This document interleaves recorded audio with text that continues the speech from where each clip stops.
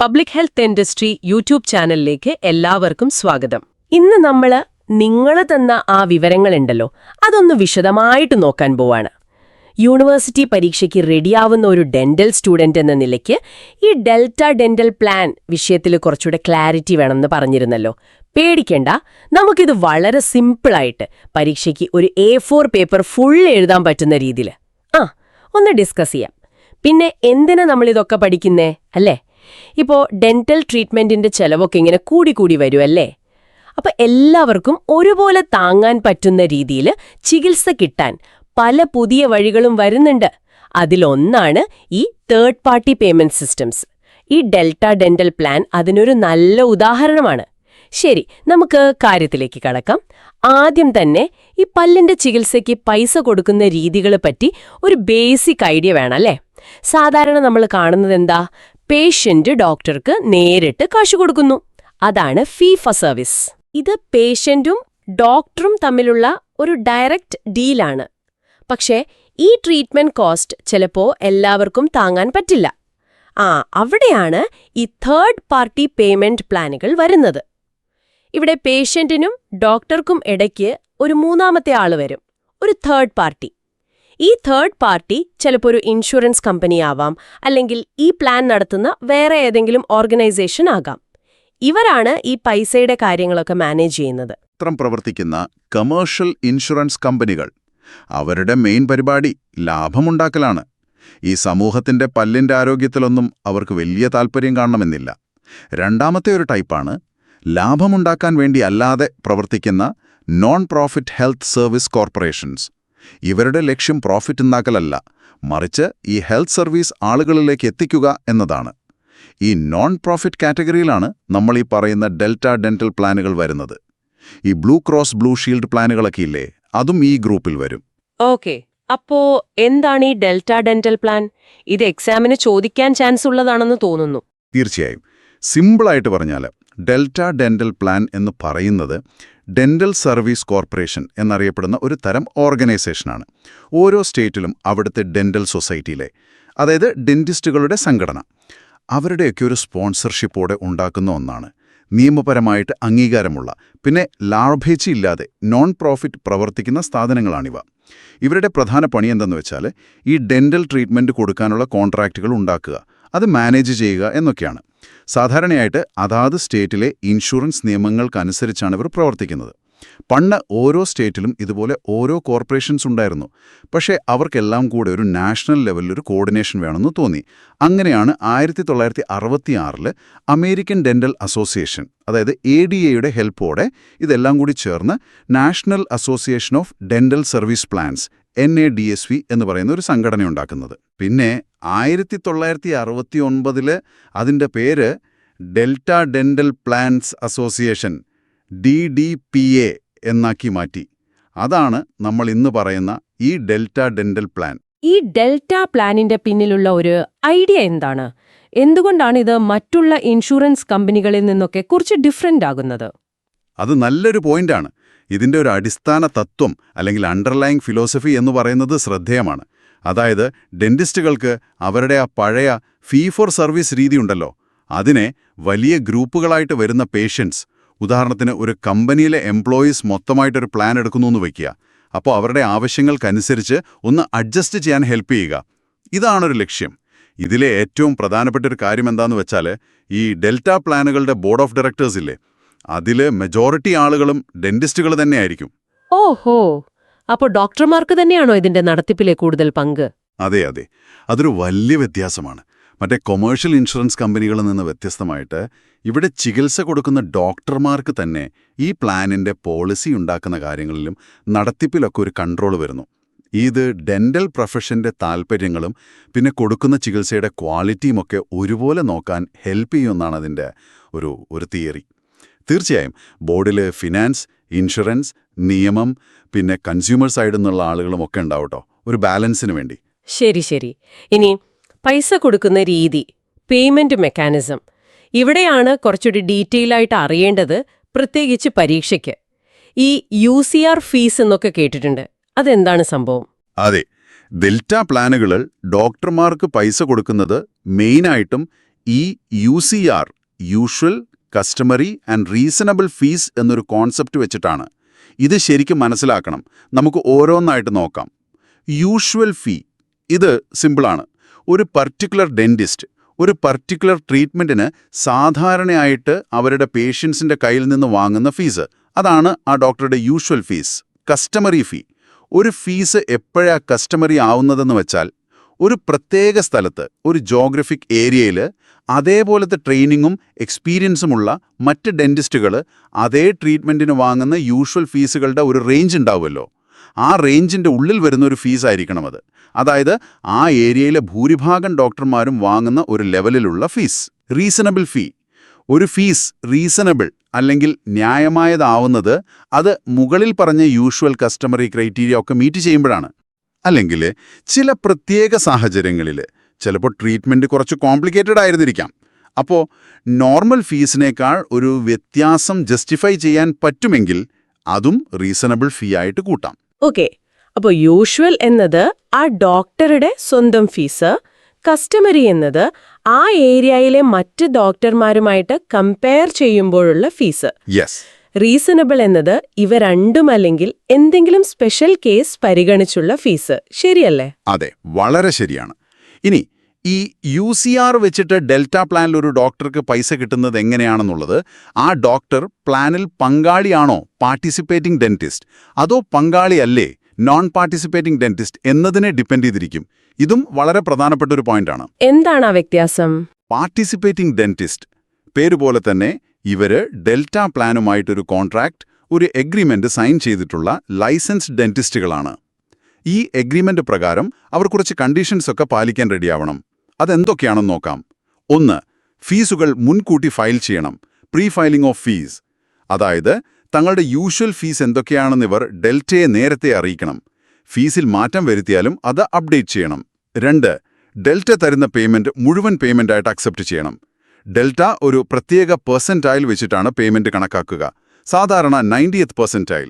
ആ കിട്ടുന്ന തുക ചികിത്സയുടെ ഫുൾ പേയ്മെന്റായിട്ട് ഈ ഡോക്ടർമാർ അക്സെപ്റ്റ് ചെയ്യണം. അതായത് പേഷ്യന്റിന്റെ കയ്യിൽ നിന്ന് കൂടുതൽ പൈസ വാങ്ങാൻ പാടില്ല, അലൗഡ് ചാർജ്. പക്ഷേ പ്ലാൻ അനുസരിച്ച് പേഷ്യന്റ് അടയ്ക്കേണ്ട ഒരു കോ പേയ്മെന്റോ അല്ലെങ്കിൽ ഡിഡക്റ്റബിളോ ഒക്കെ ഉണ്ടാവാം. അത് വാങ്ങുന്നതിൽ കുഴപ്പമില്ല. ഫീ ഓഡിറ്റിന് സമ്മതിക്കണം. ഡെൽറ്റയുടെ ആൾക്കാർക്ക് ഇവരുടെ ഓഫീസിലെ റെക്കോർഡ്സ് ഒക്കെ പരിശോധിക്കാൻ പെർമിഷൻ കൊടുക്കണം. ഓഡിറ്റോ? അതെന്തിനാ?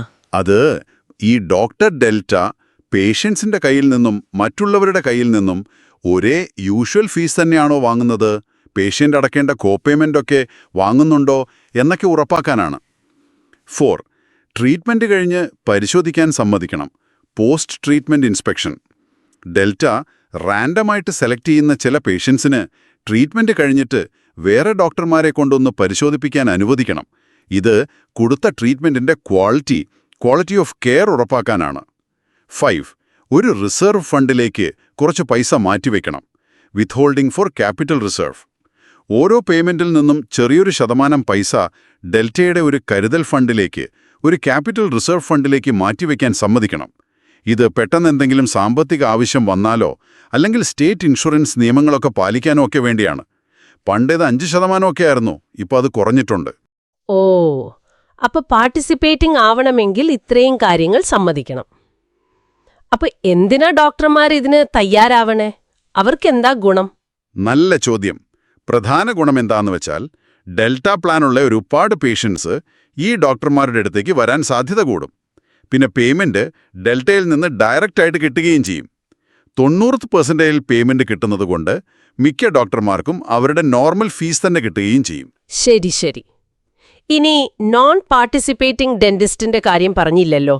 നോൺ പാർട്ടിസിപ്പേറ്റിംഗ് ഡെന്റിസ്റ്റ് എന്ന് ഇവര് ഡെൽറ്റ പ്ലാനുമായിട്ട് ഒരു കോൺട്രാക്റ്റിലും ഏർപ്പെട്ടിട്ടില്ല. എന്നാലും ഡെൽറ്റ പ്ലാനുള്ള പേഷ്യൻസിനെ ഇവർക്കും ചികിത്സിക്കാം, ഒരു കുഴപ്പവുമില്ല. പക്ഷെ പേയ്മെന്റ് കിട്ടുന്ന രീതിയിൽ വ്യത്യാസമുണ്ട്. ഇവർക്ക് പൈസ കിട്ടുന്നത് സാധാരണയായിട്ട് പാർട്ടിസിപ്പേറ്റിംഗ് ഡോക്ടർമാർക്ക് കിട്ടുന്നതിനേക്കാളും കുറഞ്ഞ ഒരു പെർസെന്റൈൽ വെച്ചിട്ടായിരിക്കും. ഉദാഹരണത്തിന് 58th പെർസെന്റൈൽ അല്ലെങ്കിൽ മീഡിയൻ, അതായത് ആ ഏരിയയിലെ പകുതി ഡോക്ടർമാരുടെ ഫീസിന് തുല്യമോ അല്ലെങ്കിൽ അതിൽ കുറവോ ആയിരിക്കും ഇവർക്ക് കിട്ടുന്ന മാക്സിമം എമൗണ്ട്. ഇവർക്ക് ഫീസ് നേരത്തെ ഫയൽ ചെയ്യേണ്ട കാര്യമൊന്നുമില്ല. ഫീ ഓഡിറ്റോ പോസ്റ്റ് ട്രീറ്റ്മെന്റ് ഇൻസ്പെക്ഷനോ സാധാരണയായിട്ടുണ്ടാവുകയുമില്ല. ഈ പെർസെന്റൈൽ എന്ന വാക്ക് ഇങ്ങനെ കേൾക്കുന്നുണ്ടല്ലോ. എക്സാമിനത് പ്രധാനപ്പെട്ട ഒരു കോൺസെപ്റ്റ് ആണെന്ന് തോന്നുന്നു. ഇതൊന്ന് സിമ്പിളായിട്ട് പറയാമോ? ആ, തീർച്ചയായും. പെർസെന്റൈൽ എന്ന് പറയുന്നത് ഒരു സ്റ്റാറ്റിസ്റ്റിക്കൽ ടേമാണ്. ഒരു കൂട്ടം ഡേറ്റയെ, ഇവിടെ ഡോക്ടർമാരുടെ ഫീസിനെ 100 ഈക്വൽ പാർട്സ് ആക്കുന്ന പോയിന്റുകളാണ് ഈ പെർസെന്റൈൽസ്. 90th പെർസെന്റൈൽ എന്ന് പറഞ്ഞാൽ ആ ഡേറ്റാ സെറ്റിലെ 90% വാല്യൂസും ആ പോയിന്റിന് താഴെയായിരിക്കുമെന്നാണ് അതിൻ്റെ അർത്ഥം. നമുക്കൊരു ഉദാഹരണം വെച്ച് നോക്കാം. ഒരു ഏരിയയിലെ പാർട്ടിസിപ്പേറ്റിംഗ് ഡോക്ടർമാർ ഒരു സാധാരണ ക്ലീനിങ്ങിന്, ഓറൽ പ്രൊഫിലാക്സിസിന് വാങ്ങുന്ന ഫീസ് 50 രൂപ തൊട്ട് 90 രൂപ വരെയാണെന്ന് വെക്കുക. ഈ ഫീസെല്ലാം നമ്മളിങ്ങനെ ഓർഡറിൽ എഴുതുന്നു. ഡെൽറ്റ കാൽക്കുലേറ്റ് ചെയ്യുമ്പോൾ 90% ഡോക്ടർമാരുടെയും ഫീസ് 78 രൂപയോ അതിൽ കുറവോ ആണെന്ന് കണ്ടുപിടിച്ചു എന്ന് വെക്കുക. അപ്പോൾ 90th പെർസെന്റൈൽ 78 രൂപയാണ്. അതുപോലെ 50% ഡോക്ടർമാരുടെ ഫീസ് 65 രൂപയോ അതിൽ കുറവോ ആണെന്നും വെക്കുക. അപ്പോൾ 50th പെർസെന്റൈൽ, അതായത് മീഡിയൻ, 65 രൂപയാണ്. ഇനി പേയ്മെന്റ് എങ്ങനെ വരുമെന്ന് നോക്കാം. ഒരു പാർട്ടിസിപ്പേറ്റിംഗ് ഡോക്ടർ 75 രൂപയാണ് വാങ്ങുന്നതെങ്കിൽ അതേ 90ാം പെർസെന്റൈലായ 78ന് താഴെയാണല്ലോ. അദ്ദേഹത്തിന് 75 രൂപ മുഴുവനായിട്ടും ഡെൽറ്റയിൽ നിന്ന് കിട്ടും. കോ പേയ്മെന്റ് ഉണ്ടെങ്കിൽ അത് കഴിച്ച്. ഇനി അദ്ദേഹം 85 രൂപയാണ് വാങ്ങുന്നതെങ്കിൽ അത് 90ാം പെർസെന്റൈലായ 78നേക്കാൾ കൂടുതലാണ്. അദ്ദേഹത്തിന് ഡെൽറ്റയിൽ നിന്ന് 78 രൂപയെ കിട്ടുള്ളൂ. ബാക്കി 7 രൂപ പേഷ്യന്റിന്റെ കയ്യിൽ നിന്ന് വാങ്ങാൻ പറ്റില്ല. Balance billing. ഇനി ഒരു നോൺ പാർട്ടിസിപ്പേറ്റിംഗ് ഡോക്ടർ 75 രൂപയാണ് വാങ്ങുന്നതെങ്കിൽ അദ്ദേഹത്തിന് കിട്ടുന്നത് 50ാം പെർസെന്റൈലായ 65 രൂപയായിരിക്കും. കാരണം പേയ്മെന്റ് 50ാം പെർസെന്റൈൽ അല്ലെങ്കിൽ വാങ്ങിയ ഫീസ് ഇതിലേതാണോ കുറവ് അതാണ്. ഇനി അദ്ദേഹം 60 രൂപയാണ് വാങ്ങുന്നതെങ്കിൽ അദ്ദേഹത്തിന് 60 രൂപ കിട്ടും. കാരണം അത് 50ാം പെർസെന്റൈലായ 65നേക്കാൾ കുറവാണ്. ഡെൽറ്റ ശരിക്കും എന്താണ് ഉദ്ദേശിക്കുന്നത്? ഇതിന്റെ ഒരു ലോജിക്, റാഷണലേ എന്ന് പറയുന്നത് ഇതാണ്. ഭൂരിഭാഗം, അതായത് 90% പാർട്ടിസിപ്പേറ്റിംഗ് ഡോക്ടർമാർക്കും അവരുടെ നോർമൽ ഫീസ് കിട്ടുന്നുണ്ടെന്ന് ഉറപ്പാക്കുക. അതേസമയം ഭയങ്കര കൂടിയ ഫീസ് വാങ്ങുന്നതിനെ ഒരു കൺട്രോൾ കൊണ്ടുവരിക. Control payment at the upper end. ഇത് പ്ലാനിന്റെ മൊത്തത്തിലുള്ള ചെലവ് കുറയ്ക്കാൻ ഹെൽപ്പ് ചെയ്യും. ഈ UCR പിന്നെ ഈ പെർസെന്റൈൽ പേയ്മെന്റ് രീതി, ഇത് രണ്ടും ഡെൽറ്റ പ്ലാനുകളുടെ ഒരു സിഗ്നേച്ചർ ഫീച്ചറാണ്. പിന്നെ ക്വാളിറ്റി ഉറപ്പാക്കുന്ന കാര്യം നേരത്തെ പറഞ്ഞല്ലോ, ക്വാളിറ്റി ഓഫ് കെയർ. അതെങ്ങനെയാ ഡെൽറ്റ നോക്കുന്നത്? അതും പ്രധാനമാണ്. നേരത്തെ പറഞ്ഞ പോസ്റ്റ് ട്രീറ്റ്മെന്റ് ഇൻസ്പെക്ഷൻ ഒരു വഴിയാണ്. റാൻഡമായിട്ട് സെലക്ട് ചെയ്ത പേഷ്യൻസിന്റെ ട്രീറ്റ്മെന്റ് ഒക്കെ ശരിയായിരുന്നോ, ഒരു സ്റ്റാൻഡേർഡ് ക്വാളിറ്റി ഉണ്ടായിരുന്നോ എന്നൊക്കെ നോക്കും. അതുപോലെ ഈ ഫീ ഓഡിറ്റുകളിലൂടെയും മറ്റും ചില ഫ്രോഡ് പരിപാടികൾ കണ്ടുപിടിക്കാനും പറ്റും. ഉദാഹരണത്തിന്, ചെയ്യാത്ത ട്രീറ്റ്മെന്റിന് ബില്ല് ചെയ്യുക, billing for services not rendered. അല്ലെങ്കിൽ പേഷ്യന്റ് നിർബന്ധമായിട്ടും അടയ്ക്കേണ്ട കോ പേയ്മെന്റ് ഡോക്ടർ വേണ്ടെന്ന് വയ്ക്കുക, വേവിംഗ് ഓഫ് കോ പേയ്മെന്റ്. ആ കോ പേയ്മെന്റ് ഒഴിവാക്കുന്നത് പ്രശ്നമാണോ? അത് കോൺട്രാക്ട് വയലേഷനാണ്. കാരണം അത് പേഷ്യൻസിനെ ആകർഷിക്കാൻ വേണ്ടി ചെയ്യുന്നതാവാം, പക്ഷെ അത് പ്ലാനിന്റെ ഫിനാൻഷ്യൽ സ്ട്രക്ചറിനെ ബാധിക്കും. അപ്പോൾ ഇത്രയും കാര്യങ്ങൾക്കെതിരെ ഡെൽറ്റ ആക്ഷൻ എടുക്കും. അപ്പോ വലിയ കമേഴ്ഷ്യൽ ഇൻഷുറൻസ് കമ്പനികളുമായിട്ട് കമ്പയർ ചെയ്യുമ്പോൾ ഈ ഡെൽറ്റ പ്ലാനുകൾക്ക് അതിൻ്റേതായ ചില പ്രത്യേകതകളുണ്ട്. ഈ നോൺ പ്രോഫിറ്റ് സ്റ്റാറ്റസ്, ഡോക്ടർമാരുടെ participation, UCR based payment, quality control, ഇതൊക്കെ. ഒരു ഡെന്റൽ സ്റ്റുഡന്റ് എന്ന നിലയ്ക്ക് നിങ്ങൾക്കിത് ഭാവിയിൽ പ്രാക്ടീസ് ചെയ്യുമ്പോൾ വളരെ യൂസ്ഫുൾ ആവും. ചിലപ്പോൾ നിങ്ങളൊരു പാർട്ടിസിപ്പേറ്റിംഗ് ഡെന്റിസ്റ്റ് ആവാം, അല്ലെങ്കിൽ അല്ലാത്തപ്പോഴും ഡെൽറ്റ പ്ലാനുള്ള പേഷ്യൻസ് നിങ്ങളുടെ അടുത്തും വരാമല്ലോ. അതെ. അപ്പോൾ ഈ പ്ലാൻ എങ്ങനെയാണ് വർക്ക് ചെയ്യുന്നത്? ഈ UCR ഫീസ് എങ്ങനെയാണ് തീരുമാനിക്കുന്നത്? പാർട്ടിസിപ്പേറ്റിംഗും നോൺ പാർട്ടിസിപ്പേറ്റിംഗും തമ്മിലുള്ള വ്യത്യാസങ്ങൾ എന്തൊക്കെയാണ്? പെർസെന്റേജ് എങ്ങനെയാണ് പേയ്മെന്റിന് ഇൻഫ്ലുവൻസ് ചെയ്യുന്നത്? പിന്നെ ആ പാർട്ടിസിപ്പേറ്റിംഗ് ഡെന്റിസ്റ്റ് പാലിക്കേണ്ട conditions, pre filing, payment acceptance, audit, inspection, withholding, ഇതൊക്കെ. ഈ കാര്യങ്ങളെക്കുറിച്ചൊക്കെ ഒരു വ്യക്തമായ ധാരണ ഉണ്ടാവുന്നത് എക്സാമിനും പിന്നെ നിങ്ങളുടെ പ്രാക്ടീസിനും ഒരുപോലെ ഇമ്പോർട്ടൻ്റ് ആണ്. ഈ പോയിന്റ്സ് ഒക്കെ ഓർത്തു വെച്ചാൽ പരീക്ഷയ്ക്ക് നന്നായിട്ട് എഴുതാൻ പറ്റും. അപ്പോ ഡെൽറ്റ ഡെന്റൽ പ്ലാനിനെ കുറിച്ച് ഒരു വിധം നല്ലൊരു ഐഡിയ കിട്ടിക്കാണുമെന്ന് വിചാരിക്കുന്നു. ചുരുക്കി പറഞ്ഞാൽ, സ്റ്റേറ്റ് ഡെന്റൽ സൊസൈറ്റികളുടെ സപ്പോർട്ടോടെ ഡെന്റിസ്റ്റുകൾക്ക് നടത്തിപ്പിൽ പങ്കാളിത്തമുള്ള, ലാഭേച്ഛയില്ലാതെ പ്രവർത്തിക്കുന്ന UCR ഫീസ് രീതിയും പെർസെന്റൈൽ സിസ്റ്റമും ഉപയോഗിച്ച് പേയ്മെന്റ് നടത്തുന്ന, ട്രീറ്റ്മെന്റിന്റെ ക്വാളിറ്റിക്ക് ഇമ്പോർട്ടൻസ് കൊടുക്കുന്ന ഒരു തേർഡ് പാർട്ടി പേയ്മെന്റ് സിസ്റ്റമാണ് ഡെൽറ്റ ഡെന്റൽ പ്ലാൻ. ഓർക്കേണ്ട main points: dental service corporation, non profit, UCR usual customary reasonable fees, participating versus non participating വ്യത്യാസം, 90th and 50th percentile payment, quality control measures. നിങ്ങൾക്ക് വേണ്ടി ഒരു ചിന്ത കൂടി പറയാം. ഈ ഡെൽറ്റ പോലുള്ള പ്ലാനുകൾ അമേരിക്കൻ സാഹചര്യത്തിൽ ഉണ്ടായി വന്നതാണ്. അവിടെ ഈ ഡെന്റിസ്റ്റിന്റെ ഒരു പ്രൊഫഷണൽ ഓട്ടോണമി, പേഷ്യൻസിന് കെയർ കിട്ടാനുള്ള ഒരു ആക്സസ്, പിന്നെ കോസ്റ്റ് കൺട്രോള്, ക്വാളിറ്റി, ഇതിൻ്റെയൊക്കെ ഇടയിൽ ഒരു ബാലൻസ് കൊണ്ടുവരാൻ ഇത് ശ്രമിക്കുന്നുണ്ട്. പക്ഷേ നമ്മുടെ സോഴ്സുകളിൽ പറയുന്നത് പോലെ ഇന്ത്യയിലെ അവസ്ഥ വളരെ ഡിഫറൻ്റാണ്. ഇവിടെ ഇപ്പോഴും മെയിനായിട്ട് ഫീ ഫോർ സർവീസാണ്. ഡെന്റൽ ഇൻഷുറൻസ് അത്ര പോപ്പുലർ അല്ല. ഗവൺമെൻറ് സർവീസുകൾക്ക് അതിൻ്റേതായ ലിമിറ്റേഷൻസ് ഉണ്ട്. അങ്ങനെയുള്ളൊരു സാഹചര്യത്തിൽ ഈ ഡെൽറ്റ പ്ലാൻ പോലൊരു മോഡൽ, അതായത് ഡെന്റിസ്റ്റുകളുടെ സംഘടനകളുടെ ലീഡർഷിപ്പിൽ നോൺ പ്രോഫിറ്റായിട്ട് ഒരു UCR പോലത്തെ സിസ്റ്റം വെച്ച് വർക്ക് ചെയ്യുന്നൊരു പ്ലാൻ, അത് ഇന്ത്യയിൽ എത്രത്തോളം പ്രാക്ടിക്കലാവും, അല്ലെങ്കിൽ ഇപ്പോഴുള്ള ഈ ലിമിറ്റഡ് ഇൻഷുറൻസ്, ഗവൺമെൻറ് സിസ്റ്റംസൊക്കെ എങ്ങനെ ഇംപ്രൂവ് ചെയ്ത് കൂടുതൽ ആളുകളിലേക്ക് അഫോർഡബിൾ ആയിട്ടുള്ള ക്വാളിറ്റിയുള്ള ഡെന്റൽ കെയർ എത്തിക്കാൻ പറ്റും? ഇതിനെക്കുറിച്ചൊക്കെ ഒന്ന് ആഴത്തിൽ ചിന്തിക്കുന്നത് നിങ്ങളുടെ പഠനത്തിന് തീർച്ചയായും ഒരു പുതിയ ഡയമെൻഷൻ തരും. എന്തായാലും നിങ്ങളുടെ പരീക്ഷയ്ക്ക് എല്ലാ ആശംസകളും. ഈ ഡിസ്കഷൻ യൂസ്ഫുൾ ആയെന്ന് വിശ്വസിക്കുന്നു. അടുത്ത തവണ പുതിയൊരു ടോപ്പിക്കുമായിട്ട് വീണ്ടും കാണാം.